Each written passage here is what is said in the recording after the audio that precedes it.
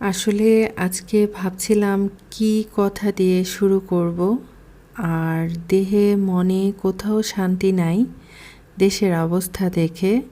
শুনেছি আমাদের দেশে ৯ মাস মুক্তিযুদ্ধ হয়েছিল, তখন সবাই কিভাবে দিন পার করেছে সেটাই ভাবছি।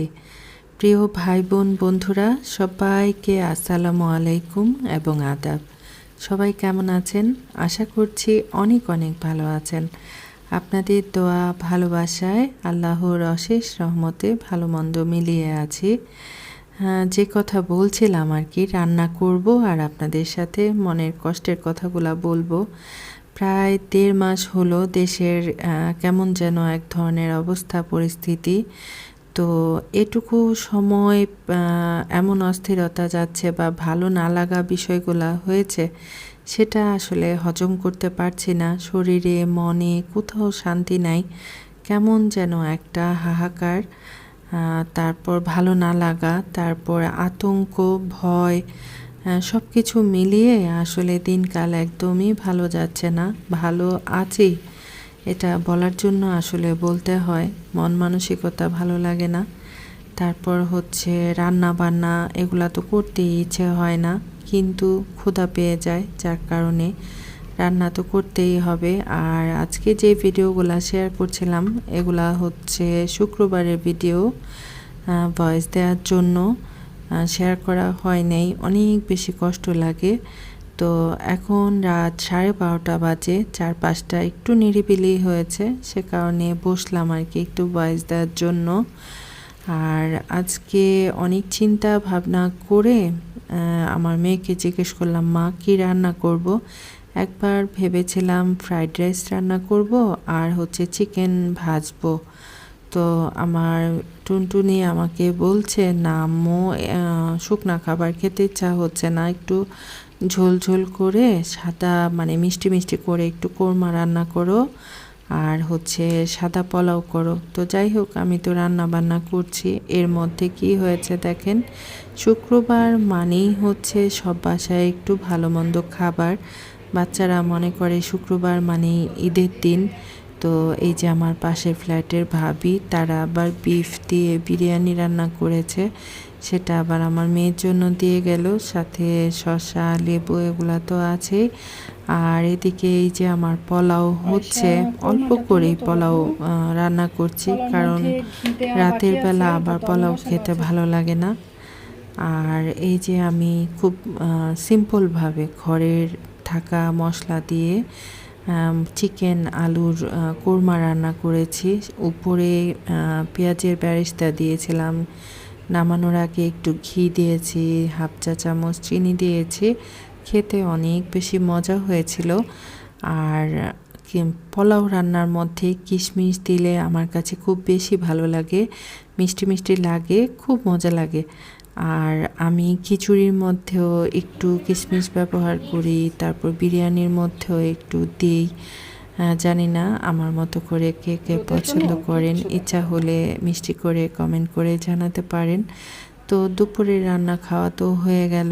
আসলে সকাল থেকে হিসাব করলে 4 বেলা রান্না খাওয়ার আয়োজন করতে হয়। আর এই সব করতে করতে আমি একদম অধৈর্য অস্থির হয়ে গেছি। আমার এখন সংসার জীবন একদম ভালো লাগে না, মনে হয় কোথাও পালিয়ে যাই, কিন্তু পালিয়ে যাব কোথায়?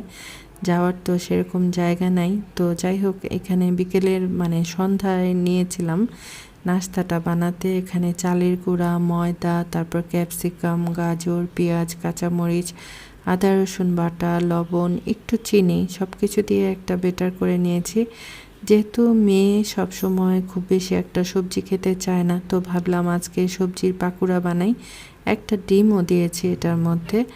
তো তারপর এই যে এটার ঘনত্বটা আমি দেখাই দিচ্ছি। অবশ্য এরপরে আমি আবার একটু পানি দিয়েছিলাম, সেটা মিস হয়ে গেছে। তারপর শুরু করে দিলাম ভাজাভুজি। প্রিয় ভাই বোন বন্ধুরা যারা আমাকে শুনছেন বা দেখছেন, অথচ এখনও একটা লাইক করেন নাই, তো আমি বলে দিলাম ঝটপট একটা লাইক হয়ে যাক। আর এদিকে দেখেন, এই যে আমার সবজির যে পাকুড়া, না সরি, এটা হচ্ছে সবজির পিঠা। তো এত বেশি ক্রিস্পি হয়েছিল চালের গুঁড়া দেওয়ার কারণে, আর এত বেশি মজা হয়েছিল, এটা তো আমি বোঝাতে পারবো না। যদি আমার মতো করে বানিয়ে খান তাহলে বুঝতে পারবেন এই পিঠাটা যেমন স্বাস্থ্যসম্মত, তারপর টেস্টি, অনেক মজাদার ছিল। তো যাই হোক, বিকেলের নাস্তা তো ভালোই হয়েছে।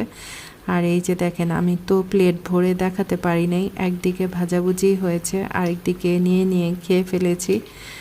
হাঁড়ি খালি হয়ে গেছে, তো আমি ভিডিও করার কথা আসলে ভুলেই গিয়েছিলাম। তারপর আবার অল্প একটু থাকতে তারপর আবার আমি একটু ভিডিও করে নিলাম আর কি, আপনাদের সাথে শেয়ার করার জন্য, যেহেতু কী দিয়ে বানাচ্ছি সেটা শেয়ার করলাম।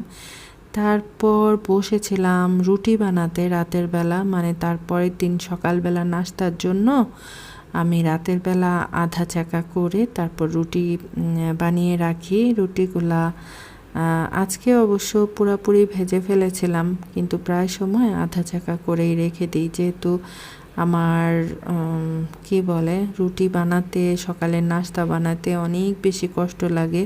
ঘুম থেকে উঠে রুটি মুটি বানাতে একদম ভালো লাগে না, তারপর খেতেও ভালো লাগে না।